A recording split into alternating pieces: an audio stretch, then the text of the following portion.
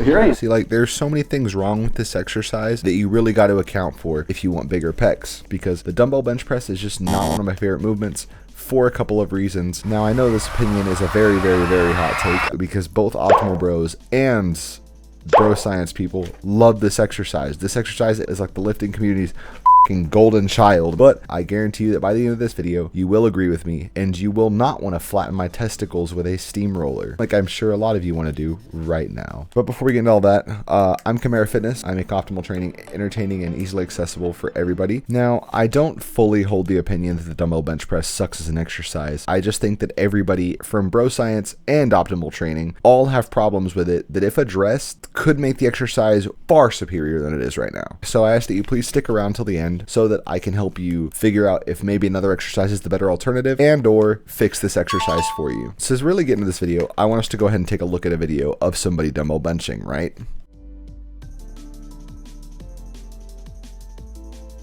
Now, this is what most people in the gym look like whenever they're dumbbell benching. And now, I want to tell you a couple reasons why people love to do this exercise, right? Starting with a deeper range of motion. Optimal Bros advise against doing barbell bench press because the dumbbell bench press is just a far superior exercise because of the extra range of motion. Now, if we apply optimal training to this logic checks out. From the more current research and personal experience of mine, we do know that the lengthened or stretch part of the exercise is the most beneficial part and the one that causes the most muscle growth. You could say the Optimal Bro is right in this scenario. My main problem with this statement is that no one fucking does it. The problem is the people applying it. You see, 90% of the gym rats look exactly like this video. See that? They stop it at 90 degrees. Therefore, removing the benefit that you would get from doing the dumbbell bench press. In fact, you can even see side by side, if you stop at 90 degrees on a dumbbell bench press versus touching the bar to your chest on a bench press, you're getting way more range of motion out of touching the bar to your chest. You may be thinking like, well, people stop at 90 degrees on the bench press all the time. Yeah, but it's not the standard. I see far more people stopping at 90 degrees on dumbbell bench than barbell bench. Therefore, most people would see more gains out of just the barbell bench press. It's not even really your fault usually. 90% of the gym has this issue, and so do you. Probably. Unless you watch this channel, then you're a top G and you probably don't have the issue. A lot of people are not doing it on purpose. They don't realize they're stopping at 90 degrees. So what I want to do is I want to offer a little bit of a test for you, right? A simple test to tell if you're one of the people who's doing it. You don't even have to get up. You don't got to go to the gym. You don't got to record yourself. You literally just have to remember. If you take both dumbbells and add the weight together, right? Like say you were benching 100-pound dumbbells, they equal 200, right? Can you dumbbell bench close to, equal to, or more than you can barbell bench? If you can, I have bad news for you. You're probably half repping, because if you're doing each exercise correctly, then you should be able to dumbbell bench far less than you can barbell bench. Reason being is the increased stability demands. This exercise has a lot more stability demands moving each arm individually. And also, if you're truly getting more range of motion, why would you be able to lift the same weight? That's like adding a deficit to your deadlift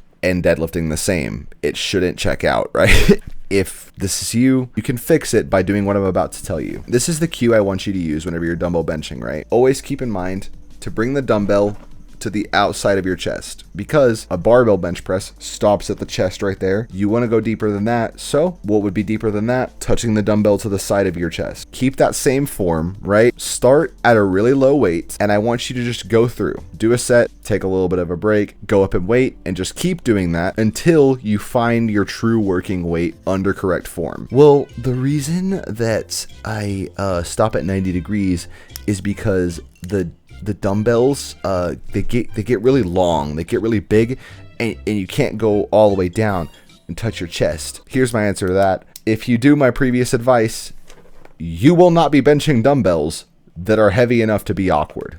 Now, if you notice, in most commercial gyms, dumbbells don't really get clunky to hold unless you're doing like 160-pound dumbbells. And if you're doing the dumbbell bench press correctly, you're not fucking doing that. Here's the reason. We take our previous logic, right? And we know dumbbell bench press is always going to be weaker than the barbell bench press, right? So if you are somebody who is dumbbell benching 160s under correct form, safe to assume you're probably barbell benching into like the high 400s for reps, by the way. So if you said this dumb shit, but you don't think you can bench in the high 400s, I got news for you, buddy. You're doing something wrong. So lighten the weight and try again. Say you were just an absolute freak beast watching this channel and you had 160-pound dumbbells, right?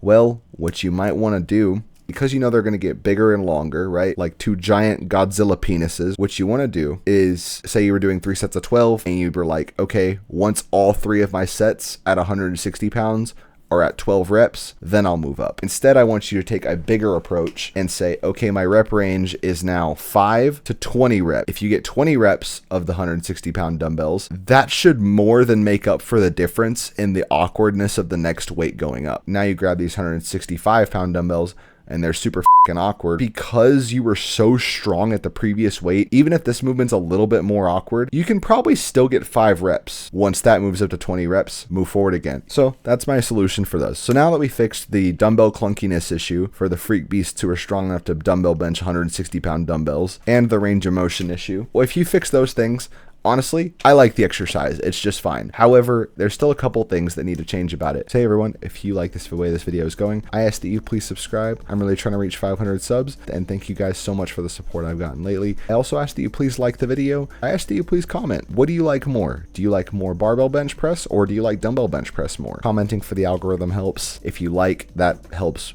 even more. Here are the comments of the week. Thank you so much to these people for commenting. Anyways, back to the video. Now, one thing that the barbell bench press undeniably has over the dumbbell bench press is stability.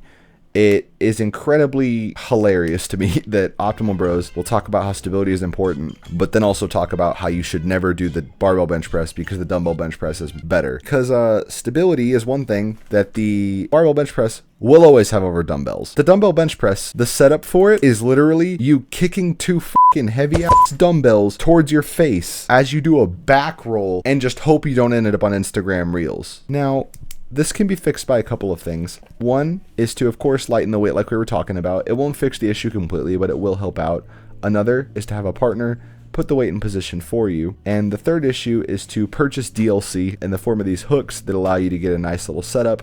You can start in a top rack position rather than a bottom rack position, just like you would in a bench press, because lifting is in fact pay to win, and just like be born better than everyone else. We're getting black pill Seth today. Now, I don't want to blue ball you guys. There are a couple of things that it will always have on the barbell bench press. The first is the ability to get that top squeeze. If you really want a good squeeze at the top, which doesn't offer too much benefit, but it is good for my muscle connection's sake and just connecting to the muscle and making sure it's the one working, right? Well, if you press the dumbbells, you can get further across your body than you can with a barbell because you're just kind of pushing it, and your arms do not have the ability to abduct across your body. They have much more freedom to do that on a dumbbell bench press. But another thing I hear in favor of the dumbbell bench press is safety. They say that, you know, I don't want to do the barbell bench press because I don't want to drop a bar on my fucking neck. And valid concern. And in fact, I do agree. I think the dumbbell bench press is far safer than the barbell bench press. Can you still get injured on the dumbbell bench press?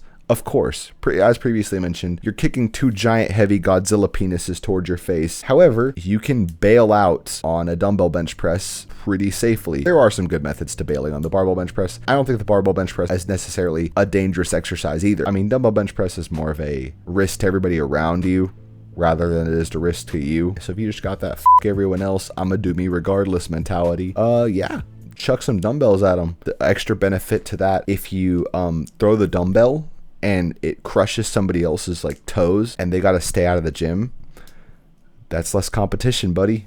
Because obviously the best source of motivation for the gym is defeating other people and being better than them. Now, what do I think you should do? I think you should personally do both. Don't demonize one exercise. Don't say, oh, the barbell bench press is better, the dumbbell bench press is better, because one will always have a benefit over the other, and you can make an argument either way. Some people, dumbbell bench press works better for, some people barbell bench press works better for. And if you really want to learn what the best chest exercise is, you should watch this video. It is part 1 of a 2-part video I had going over the best exercises for each muscle group. See you there. Adios.